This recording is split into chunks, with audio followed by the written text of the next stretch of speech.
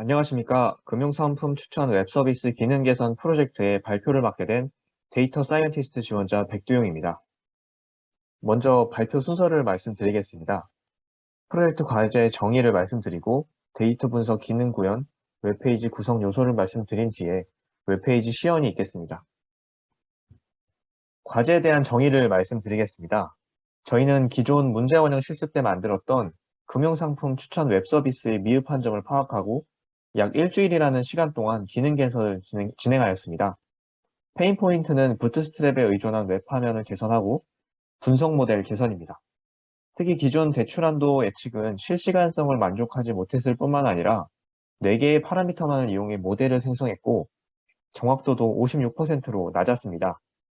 그래서 화면에 보이는 총 4가지의 목표를 중점으로 지원 부문별로 업무 분담을 하여 WBS를 작성하였습니다. 그럼 먼저 분석 파트의 기능 개선을 말씀드리겠습니다. 기존에는 금융상품만을 추천하였지만 불안정한 미래 금리로 인해 가입 시기도 중요해진 만큼 사용자의 가입 시기까지 추천해주기 위해 한국은행의 기준금리 추세를 예측해 보기로 하였습니다. 먼저 한국은행에서 기준금리를 결정할 때 주요하게 선정한다고 알려진 데이터를 수집하였습니다. 또 데이터 전처리는 월별 데이터와 분기별 데이터로 나누어 결측값은 이전 값으로 대체하였고 데이터 조인을 위해 분기별 데이터는 월별 데이터로 변경하였습니다. 목표한 대로 대부분의 데이터가 높은 상관관계를 가졌습니다. 그래서 뚜렷한 양적 선형관계를 가진 구간을 기준 초기값으로 선정하였습니다. 또 데이터 품질 검사를 진행했는데 AIC와 BIC를 사용하여 검사를 진행했고 유의미한 p-value 값을 가지는 것으로 판단하여 별도의 차분을 진행하진 않았습니다. 예측갈 변수의 과거값과 의존성이 있는 변수를 모두 고려할 수 있는 다변량 시계열 모델인 VAR 모델을 사용하여 모델을 생성하였습니다. AIC, BIC, HQIC의 최적 순서를 찾아 정확도가 가장 높고 오차가 가장 적었던 AIC를 사용하여 모델을 생성하였습니다. 다음으로는 대출한도 예측 모델 개선입니다. 국내 데이터는 접근하기 어려워 해외 데이터 수집을 하였습니다. 랜딩클럽의 고객별 대출 금액과 한도가 나와 있는 데이터를 선정하였습니다. 데이터 전처리 과정에서 결측값이 70%가 넘는 컬럼은 예측 정확도 상승을 위해 제거하였습니다.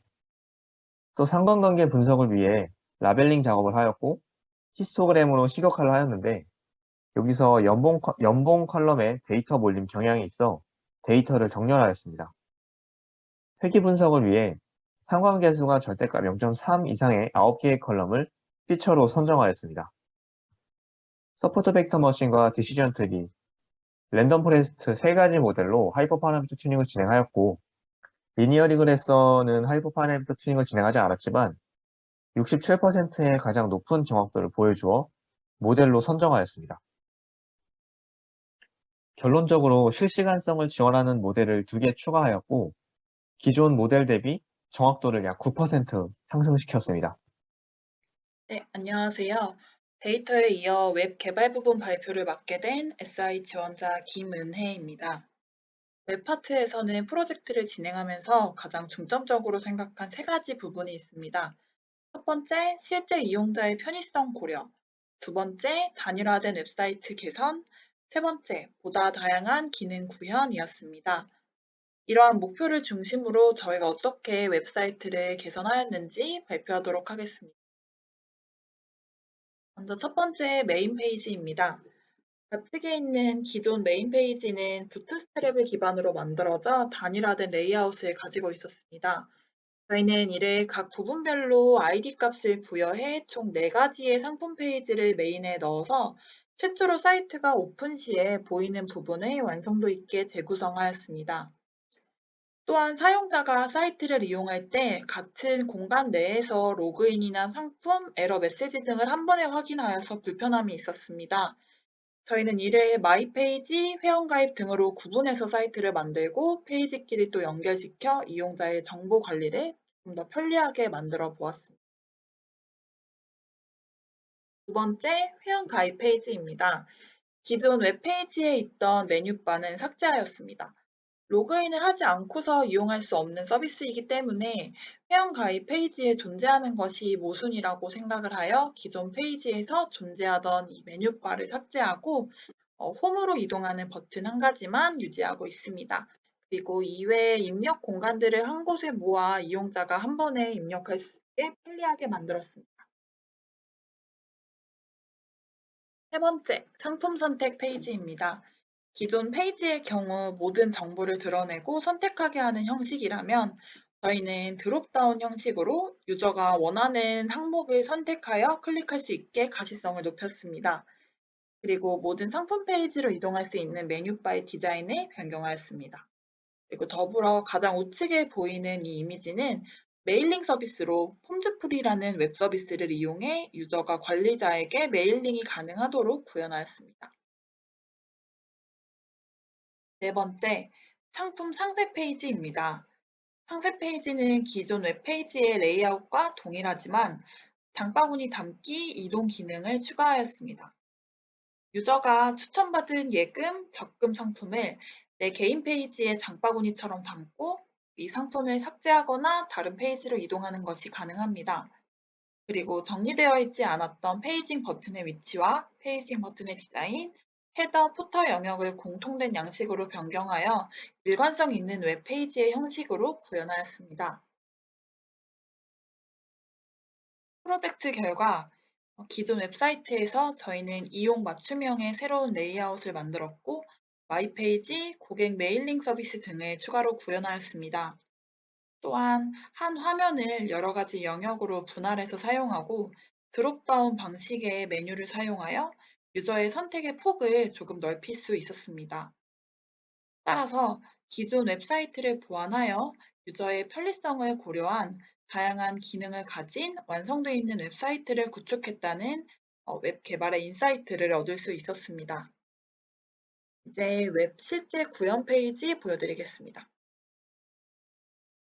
최초 접속을 하게 되면 이 메인 페이지를 보게 되고 상단 메뉴 바로 이렇게 하단에 있는 항목으로 이동할 수 있게 됩니다.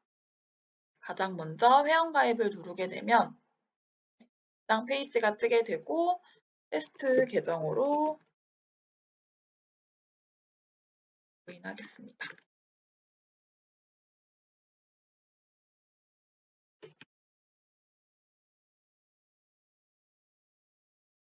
네, 가입을 완료했고요. 로그인을 하게 되면 테스트님 환영합니다라는 메시지와 마이 페이지가 뜨게 됩니다. 그럼 이를 통해서 접근을 할 수 있고 로그인한 유저만 접근할 수 있습니다. 가장 먼저 금리 정보를 누르게 되면 이쪽에 그 DB에 있는 웹소스를 가지고 와서 그래프로 뿌려주게 되고요. 업데이트 버튼을 누르면 역시 업데이트되는 데이터로 다시 한번 그래프가 그려집니다. 그다음에 대표로 상품 하나를 실행시켜 보면 가장 먼저 이름이 나오게 되고 집바지 예금 상품 추천 항목과 함께 가입 대상을 선택할 수 있습니다. 예금을 조회하게 되면 역시 DB에 있는 정보를 불러와서 화면에 뿌려주게 되고 이쪽에서 담기 버튼을 누르면 장바구니에 담았습니다 라는 내용이 들어가고 장바구니로 이동할 수 있습니다. 이 장바구니는 상단바를 통해서도 접근이 가능하며 삭제하기 버튼 역시도 잘 작용하는 모습을 볼 수 있습니다. 적금 상품은 예금 상품과 동일한 형식이고 대출 상품 실현 보여드리겠습니다. 네, 개수 입력하고 한두 수백 건수 대출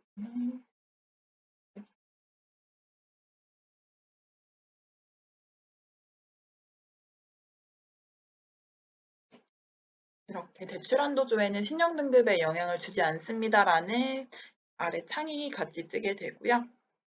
네, 클릭하게 되면 대출 한도가 얼마인지가 나오게 됩니다. 그리고 입력한 정보를 클릭하게 되면 내가 실제로 입력했던 정보를 이렇게 표 형식으로 볼 수 있고 누르게 되면 감춰주게 됩니다. 마이 페이지 접근하는 모습이고요. 아직 담겨있는 상품이 없고 개인정보 수정 역시 동일하게 아이디 제외하고 다른 정보는 모두 변경이 가능합니다. 네, 실은 여기까지고요. 발표 들려주셔서 감사합니다. 발표 마치도록 하겠습니다.